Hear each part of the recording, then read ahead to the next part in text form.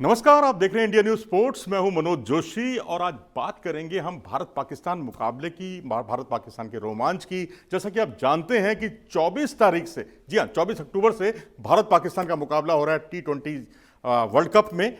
और इससे पहले जब भी भारत पाकिस्तान का जिक्र होता है तो पुरानी यादें जो है ना बिल्कुल एकदम तरोताज़ा हो जाती हैं।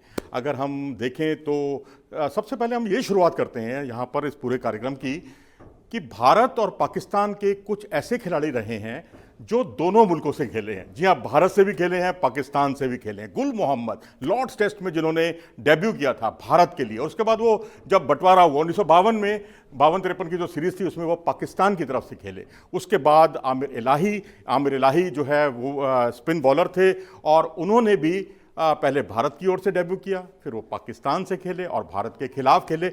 है ना मज़ेदार बात।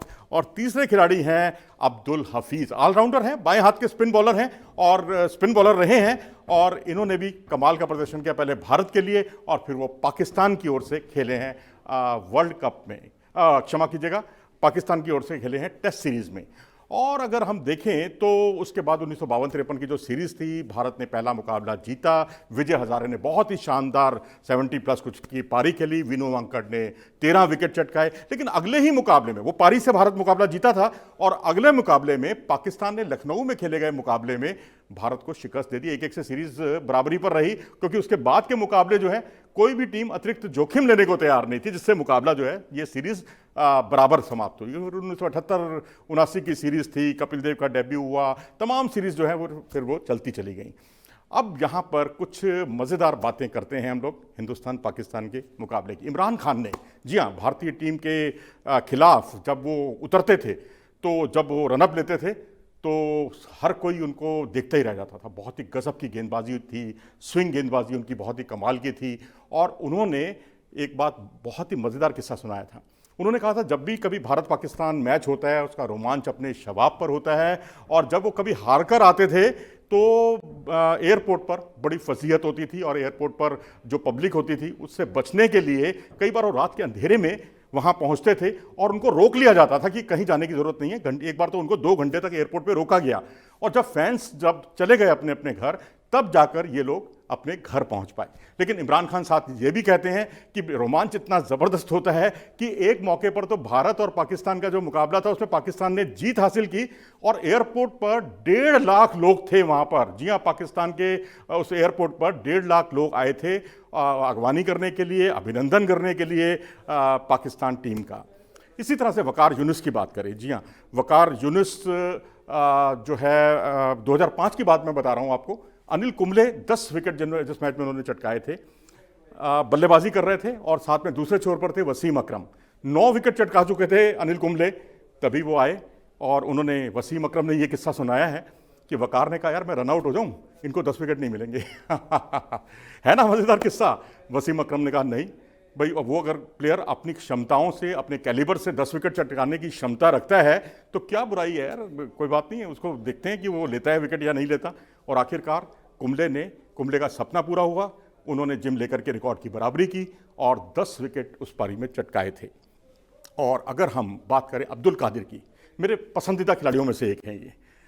अब्दुल कादिर बिल्कुल उतार पे थे, यानी करियर के बिल्कुल आखिरी पड़ाव में थे, और सामने सचिन तेंदुलकर, एक नुमाइशी मैच था, और उन्होंने कहा सचिन तेंदुलकर को वो एंकरेज करने के लिए कि आप मुझ पर छक्का लगाओ और मेरी गेंद पर अगर आपने सिक्सर लगा दिया ना तो ये समझ लो कि तुम्हारा बहुत नाम हो जाएगा। इस चुनौती को जो है उन्होंने स्वीकार किया, और सचिन तेंदुलकर ने 1 नहीं 2 नहीं बल्कि 3-3 छक्के लगा दिए अब्दुल कादिर पर। लेकिन ये अब्दुल कादिर की महानता है कि उन्होंने सचिन तेंदुलकर को आगे बढ़ने का मौका दिया। उन्होंने कहा कि आप लगाओ, छक्के लगाओ, मज़ा आएगा, हर कोई उससे रोमांचित होगा।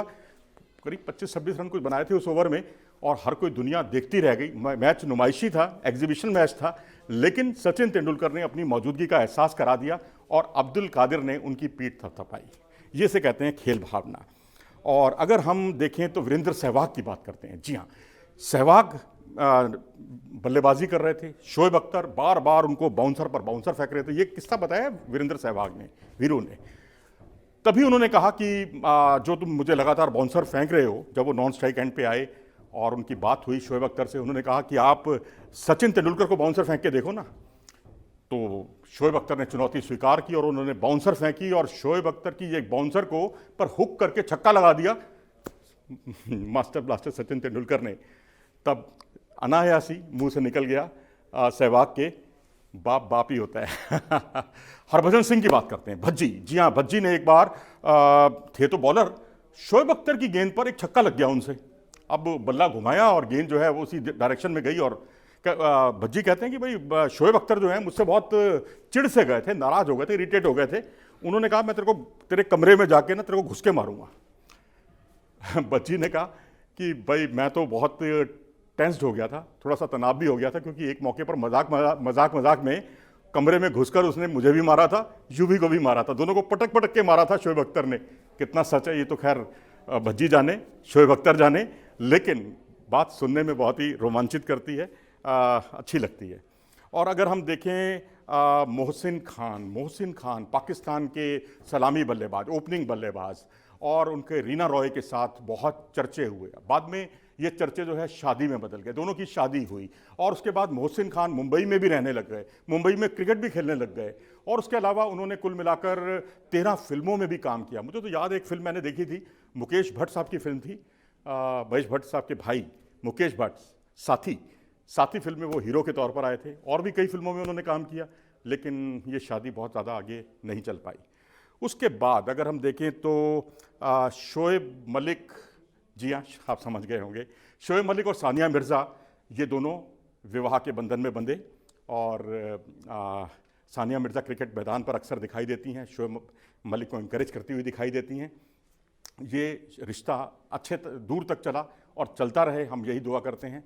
और उसके बाद अगर हम देखें तो इमरान खान और जीनत अमान के किस्से भी बहुत चर्चा का विषय बने थे। दो खबरें तो यहाँ तक थी, इमरान खान अपने पूरे शबाब पर थे, ये एशिया सुंदरी थी, एशियन क्वीन बनी थी, और दोनों की डेटिंग की खबरें भी खूब चर्चा का विषय बनी थी। और उसके बाद अगर हम देखें तो शोएब अख्तर और सोनाली बेंद्रे, हालांकि ये कोई अफेयर वाली बात नहीं थी। शोएब अख्तर ने सोनाली बेंद्रे के साथ को लेकर उन्होंने एक बहुत अच्छा बयान दिया कि भाई मैं उनको प्रपोज करता हूँ और अगर उन्होंने मेरी बात नहीं मानी तो मैं इस लड़की का किडनैप कर लूँगा। ये तो खैर शोएब अख्तर का अपना अंदाज़ है, खैर उसमें चिंतित होने वाली कोई बात नहीं। और जब सोनाली बेंद्रे ने इस किस्से को सुना तो वो भी बहुत रोमांचित हो गई, बहुत उनको भी अच्छा लगा। और एक तमन्ना भाटिया होती थी जो आजकल भी फिल्मों में आती हैं, उनके अब्दुल रज़ाक, दोनों अब्दुल रज़ाक वो खिलाड़ी जो ऑलराउंडर हुआ करते थे पाकिस्तान के, बल्लेबाजी भी करते थे, गेंदबाजी भी करते थे, और सचिन तेंदुलकर को बहुत परेशान किया इस खिलाड़ी ने। और उनको दुबई की एक ज्वेलरी शॉप में साथ साथ खरीदारी करते हुए देखा, तब भी बड़े किंतु परंतु और अलग अलग तरह की अटकलें लगने लग गई। और उसके अलावा अगर हम देखें तो सुष्मिता सेन, जी हाँ विश्व सुंदरी की बात कर रहा हूँ मैं, सुष्मिता सेन और वसीम अकरम के चर्चे भी खूब चर्चा का विषय बने। एक रियलिटी शो में मिले थे ये दोनों, और उसके बाद हालांकि गाड़ी आगे नहीं चली, लेकिन दोनों के मन में एक दूसरे के प्रति सॉफ्ट कॉर्नर था, और दोनों को स्क्रीन शेयर करते हुए देखना वास्तव में बहुत रोमांचित करने वाला पहलू था। तो इस तरह के इंटरेस्टिंग किस्सों से भरे पड़े हैं भारत पाकिस्तान के मुकाबले। और अभी हमने शुरुआत की है, और आगे आगे देखिए होता है क्या। और 24 तारीख तक तो आपको पता नहीं क्या क्या नज़ारे देखने को मिलेंगे। और 24 तारीख को कौन जीतेगा हमें कमेंट सेक्शन में ज़रूर लिखें, और कौन सा रोमांचक पल आपको अब तक का सबसे अच्छा लगा वो भी लिखिएगा कमेंट सेक्शन में। अगर आपको ये वीडियो पसंद आया हो तो इसे लाइक करें और हमारे चैनल को सब्सक्राइब करना ना भूलें। नमस्कार।